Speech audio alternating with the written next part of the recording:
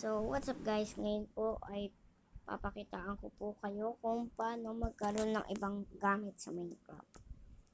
Ito lang po kailangan nyo pindutin. Pwede po kayo mag-create ng world nyo o kaya naman po yun na lang kayo sa world nyo.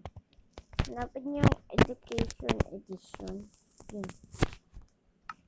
Continue nyo. Yan. Magkakaroon talaga ng edu. Tapos pindutin nyo. Nag-load sa speed lang.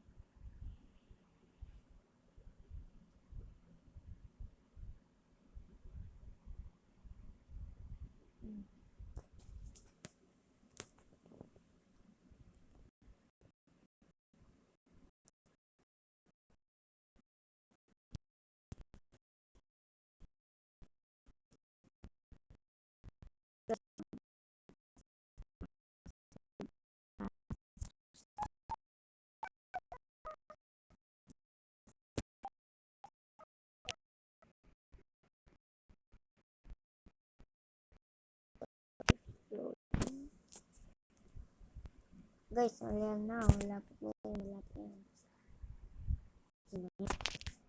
Dito na tayo.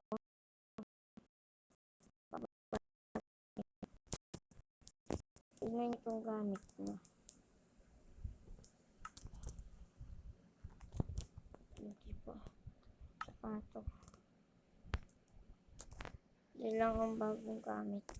Ayun na po mag-try. Then, ito na muna ang video natin.